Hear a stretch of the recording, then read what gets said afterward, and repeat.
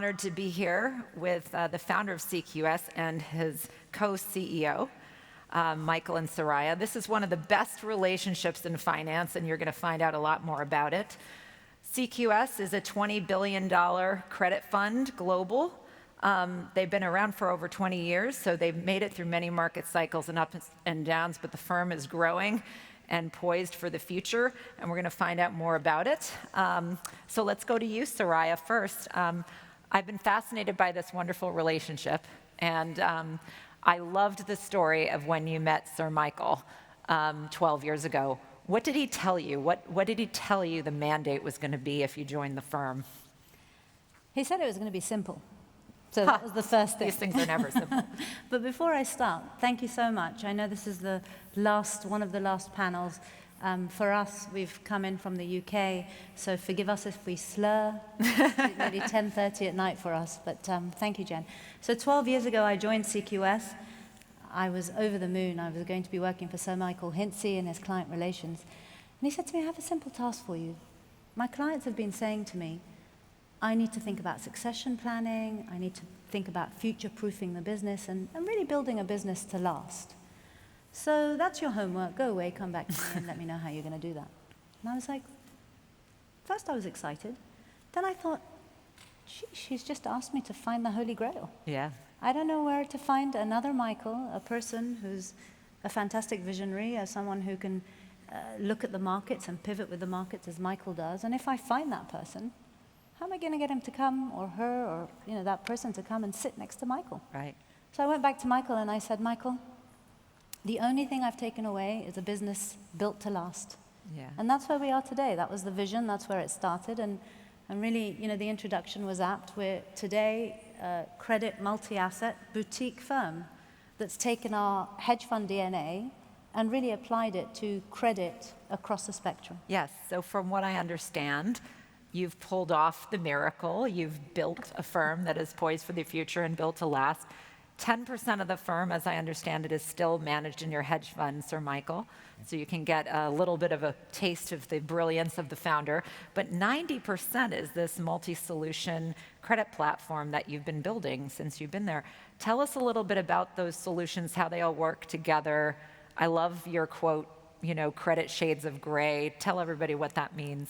Yeah, sure. I mean, look, it hasn't been a straight line up. You basically try different things, but essentially where we've been lucky to arrive to, and we only really think we're halfway through that vision, is, as you say, creating an orbit of talented portfolio managers and researchers that look at credit in different shades of gray. It's something that we use at CQS. It's basically taking that hedge fund DNA, the technology, the ability to think outside the box, really not benchmark hug, to deliver repeatable income into our client's portfolio. And that different shade of gray for us looks like ABS, high yield, investment grade, senior secured loans, CLOs, converts, credit across the different spectrums done in a multi-manager format or in a single manager format. But the important thing is really starting with the client. What's your return risk profile? And how can we bring that mix together to achieve that risk profile? And, Jen, today, 30% of our assets are in hedge funds, alternatives, and 70% in this, what we call long-only smart. And 90% of our clients are pension funds who come to us for, repeatable income with a certain risk profile. And, again, I'm using some of the catch points that we use at CQS. For us, we've just brought it back down to sort of the 3 R's that we believe in. I'm going to ask you about talent in a minute, but I know the audience really also cares about what are we seeing in the market, what's the future, tell us where the opportunities are. Sir Michael is one of the most noted traders and investors in the world. Sir Michael, we're in a kind of a tricky environment, but you're pretty excited about the opportunities. Tell us a little bit about how you see the market and where the opportunities are, especially in the credit market. Yeah. Again, thanks very much, Jen. Look, the point is none of this stuff's easy. But what is really interesting for me is just how exciting the world is. Now, look, again, the old Chinese proverb about living in interesting times, but we are in interesting times. That's the point. None of this stuff's easy, but man is giving us opportunities. And let's just think about where we've come from. When we had QE, or in fact, when we had modern monetary theory, whatever the heck that is, we had a lot of liquidity in the system, massive liquidity. Interest rates went right down, and inflation went down. Today, there are liquidity issues. There's still liquidity in the market, part of which is causing some of the inflation, but rising rates, high inflation environment. But what is really interesting to me, really interesting, is that the structure within countries matters. The geopolitics matters. The way in which governments behave matters. So the challenges are different, or the opportunities are different country by country. In the US, I can't see how quickly they can get inflation under control. Longer conversation, obviously. But stagflation, very unlikely. Whilst in Europe, we've got a very different game. There's a significant number of countries, different velocities in the various economies, and there's opportunities to have pockets of stagflation where the response either in supply or demand will not cure inflation. So that's a big deal. But look, what's happening here? So that's the backdrop, but that's the opportunity as well.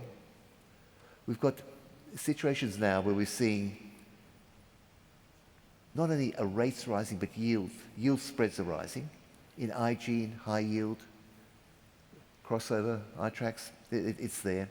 And look, for example, in European financials, we're seeing companies like, for example, Barclays, great company, Barclays, you can buy tier one yearly double digits. What's that all about? There's a situation there with massive opportunities in the banks. But look, don't do this at home without parental supervision. There's a lot to do there. Totally. So how is your model capturing that opportunity? We talked a little bit about this shades of gray, multi-solution. Like, how did you build the team to do that? I mean, it's as I said, Jen, it wasn't a moment in time, but I think for us, I mean, together, really, it was just very obvious where our strengths lay. And that was cultivating our own talent. Yes. So we went through different machinations, but the reality was we found the solution under our own nose. Michael has always been, fantastic about, making sure that he takes talent and grows it. Yeah. If you think about the rest of our senior partners, we've got Craig Scordelis and Jason Walker and Jim Fitzpatrick, all CIOs of credit, who have grown up and really been nurtured through CQS. And it's about really understanding what we are trying to do for the client. So we all have that in common. How do we take the expertise that we have in the credit that we do and deliver repeatable returns? But let me interrupt you there, sorry. Yeah. As we often do, but anyway, that's another story. Look, the reality is that's why culture matters. Yes. Look, one of the things which we had a lot of silos beforehand. With Soraya coming on board, the whole one CQS point is there. Culture matters. We have to deliver returns, otherwise we're put out of business by our clients. And our clients come first. We need to solve client solutions. I think when I took this role on officially 18 months ago, really leaning back into our culture and bringing that out was very, very important. Yeah, and what I mean by that is really breaking down that silo culture that sometimes exists in boutique asset managers and recognizing that, sort of thinking together, sharing ideas, making sure that the synergies and the relative value that exists between these different asset classes is harnessed into portfolios. And I mentioned the 3 R's. I mean, for us, the 3 R's is really, let's just keep it simple. We're trying to deliver repeatable, and that's important, repeatable, responsible, and we can go on about that for a long time, returns to clients. And don't forget scalable. That's right. Yeah. So let's get back to the trends and the geopolitical environment, Michael. I think one of the special sauces of CQS is your focus on geopolitics and how seriously you take that, and the networks and the contacts you have in that space. Michael, what are you focused on geopolitically? What should the audience be caring about? Give us a little sense of what you're seeing. Okay, well, I mean, to be clear, I've been look, again, my family has been, in one way or another, been hammered around by geopolitics over the last two or three centuries, actually, if the truth be known. But look, leaving all that aside, what are we worried about now? I started trading 1982 after leaving business school. The point is, it's never been more interesting. Where do we make our money? We make our money through insight. Knowledge is important, but how do you go from knowledge to insight? The big point, and again, there's something which I hammer through to our team, to our 200 or so people working there. You need to have imagination. And how can you have imagination? Obviously, you need to have the fundamental. You need to have the fundamental. Again, I think we're pretty good at that, but I guess so are others. You need to have the geoeconomics. Yep, that's there. But what really, I believe, gives us a differential, is the geopolitics. And let's talk about what's going on at the moment. There is a massive change and challenge to the Westphalian order that we were in there. There's a massive challenge to the rules-based international order. Look, this is something which I guess we saw a little bit of in the 70s. It's getting more profound and more important. Everybody knows about the US-China rivalry. Of course, that's pretty obvious. What does it do to semiconductors? What does it do to supply chains? What does it do to nearshoring, reshoring, friendshoring, all that stuff? But let me tell you, these are investable trends. It's really, really exciting. That's the point. And these things are going to be with us for a while. Look, if you have a situation where you have M1 looking to be in a US GDP of, say, 23 trillion, and M1 being 21 trillion, how can you have low inflation? How can you have low inflation? I don't know. But mind you, they're working around it. Listen to what Larry Summers talks about. You think about how you might get there with by working with the unemployment versus the jobs out there. Yeah, that ratio, the beverage ratio. But look, good luck to these guys, and I think that they might get there. But again, there's a lot going on, and it's pretty exciting. And look, I could go on for a while. I don't know, Jen, if you'll allow me to. Go ahead. But we got 11 minutes. You can go. We got another 11 minutes. But look, where are we? I talked about some of that stuff. The WTO, the way in which that's operating is changing. We've got a situation where we've got data, and again, that's what today is all about, data with the crypto and whatever, but that's changing. The very fact that the US has used the US dollar as a weapon, and again, that doesn't make it a bad thing, it should be done, but it as a weapon has changed the monetary flows around the world. The US dollar, will the US dollar be as effective or as all-encompassing as it was beforehand? And you're seeing those things breaking down now. US dollar is important, but now we're finding China and Russia are trading in their own currencies with each other. We're finding there's another big deal going on here with the way in which everybody's heard about BRI, the Belt Road Initiative. Has anybody here heard about the Global Strategic Initiative, the next shoe to drop in terms of the US-China rivalry, where China is taking back to the warring state stuff which was done, which Deng actually put in place way back when in Nixon times. They are working through this stuff, and again, it's a very, very important thing. And again, it helps how we invest. And look, you know, there's a very, very exciting opportunity out here. And look, the obvious themes were semiconductors. That's moved on. Obviously, there are other exciting things around strategic metals. That's moving there. Uranium. Whether China can supply all of the carbon in the world to make wind turbines, amongst other things, it's a big deal. What are you going to do with batteries? What are you going to do with copper? I mean, let me tell you, there is a heck of a lot to do. And whilst we're at it, we really do need to think about the environment. And we need to think about how we do the transition to the new world. This is one of the reasons why ESG matters. All I can say, and I'm not sure I'm being succinct enough, we are in a really, really cool place. It is very, very exciting.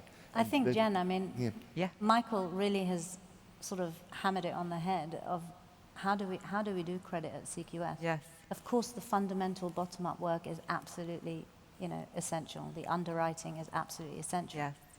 But the periphery that you can miss by not looking into geopolitics, not looking at the macro picture, not understanding the dynamics that can be a pothole to you, you know, is I think what we do. We're able to basically identify areas we shouldn't be in, where the assets need to be geographically, on an asset class basis, etc., through this lens that, you know, the geopolitics that sort of flourishes at CQS provides. Well, like I said, I'm sure you're getting the picture here. These guys have an amazing relationship. It's yin and yang. I have to ask you both. It's a tough question because you have to talk in front of each other. But Soraya, what do you love most about working with Michael? And I'm going to ask you, Michael, the same question. Probably least. I know. Yeah. Am I allowed to be honest, or Yeah, are we yeah, on? yeah. Yes, please. Look, it's the end of the day, and it's the hall's not as full as it could be. But here we go. Okay, so honest then. Yeah, yeah.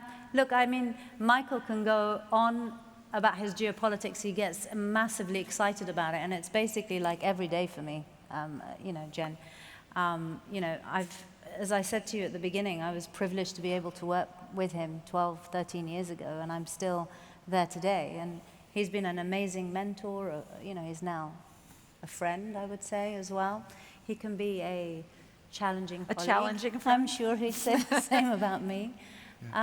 But the reality is, I think, one of the things that, you know, Michael's got a big reputation. He's a fantastic investor. He's had, you know, he's been a great visionary, etc. I think the one thing people miss is, which I think is his best attribute, is the ability to pivot, embrace change. A lot of people, when you face them with change, they say, I'm comfortable where I am, even if markets are moving ahead of them, or, you know, the world is evolving, etc. Michael gets insatiably excited about change, and not really for the sake of change, but because, you know, he's able to adapt and evolve, and I think that's the best attribute. I love that. Okay, Michael, talk about Soraya. Well, I mean, look, one of the biggest things about Soraya is she doesn't hold back, and that's for me is important. Look, can I tell you something? I've been doing this since 1982. The other thing is, I think I've done pretty well, and I'll be, you know, without putting too fine a point on it, I think I've done exceptionally well. Okay, can I tell you something?